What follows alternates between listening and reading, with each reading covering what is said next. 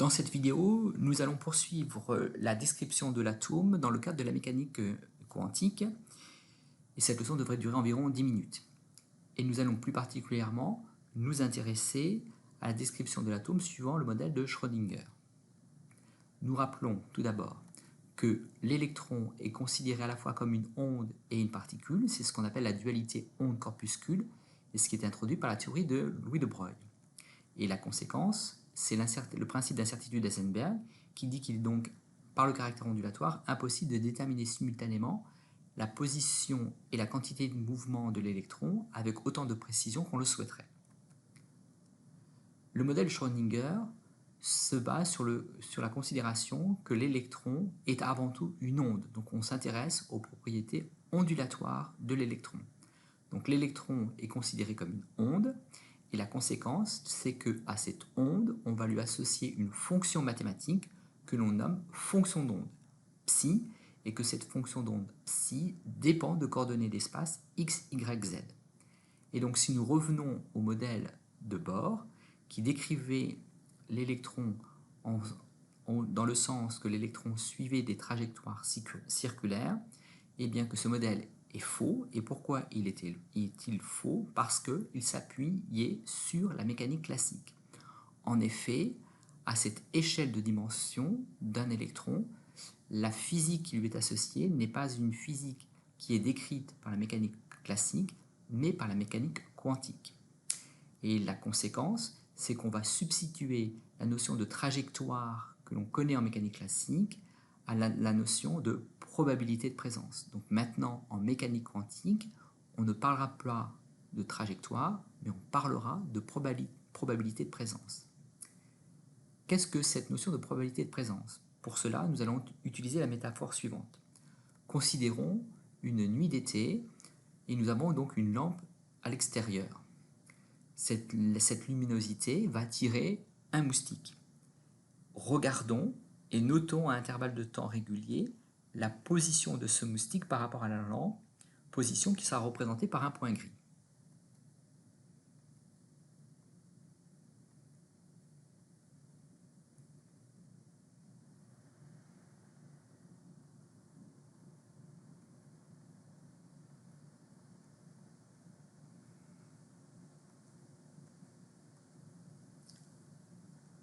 Nous constatons que le moustique est le plus souvent autour de la lampe à une certaine distance matérialisée par ce cercle bleu, et moins souvent à cette distance-ci. Nous pourrons donc dire que ce premier cercle correspond à une zone d'espace où on trouve le plus souvent le moustique, et donc où la probabilité de présence du moustique est la plus grande. L'équation de Schrödinger est l'équation fondamentale de la mécanique quantique. Son expression est la suivante. C'est H fois psi est égal à E fois psi. H est un opérateur mathématique, dit hamiltonien. E est l'énergie du système. Et c'est cette équation de Schrödinger qui permet de déterminer l'expression mathématique de la fonction d'onde psi.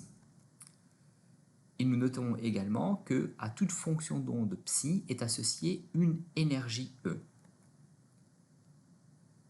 Et d'autre part, c'est par la résolution de cette équation de Schrödinger qu'il a été introduit les trois nombres quantiques que nous avons vus précédemment, n, l et m.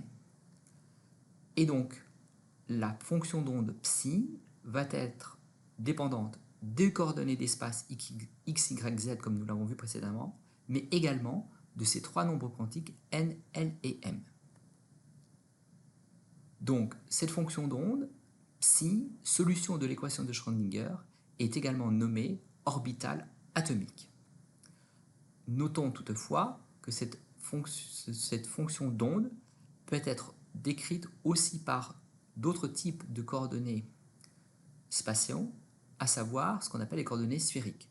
En effet, si nous référons le point M sur la figure de droite, les coordonnées de ce point M peuvent être décrites suivant la valeur que va prendre la valeur de x, de y et de z, mais on peut aussi le repérer au travers de la valeur de la distance petit r et de la valeur des angles θ et φ.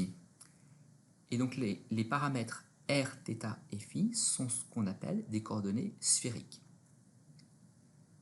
À titre d'exemple, donc voici les expressions mathématiques des orbitales atomiques associées aux orbitales 1s, 2s et 2pz, où dans chacune de ces expressions mathématiques, la valeur de z correspond au numéro atomique de l'atome et A0 est une constante qu'on appelle le rayon de bord.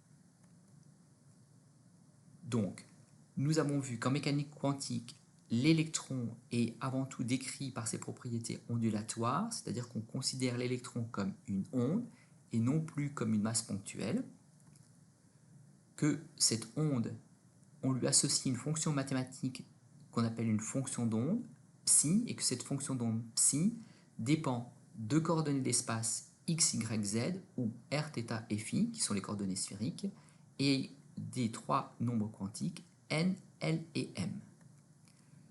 Que cette fonction d'onde, qu'on nomme également orbitale atomique, est solution de l'équation de Schrödinger, dont l'expression est h fois psi est égal à e fois psi. H étant un opérateur mathématique que l'on nommait hamiltonien, E est l'énergie du système et psi est la fonction d'onde. Et dans la mécanique quantique, on substitue la notion de trajectoire que l'on connaît en mécanique classique par la notion de probabilité de présence. Et donc maintenant on va parler de probabilité de présence de l'électron dans un volume dV autour du point M de coordonnées x, y, z. Et dans cet exemple, je vous ai donné une expression mathématique d'une fonction d'onde associée à l'orbitale atomique de Pz. Vous êtes maintenant capable d'énoncer l'apport de l'équation de Schrödinger en mécanique quantique et d'expliquer la notion de probabilité de présence. Dans la prochaine vidéo, nous attacherons à décrire ce que c'est qu'une orbitale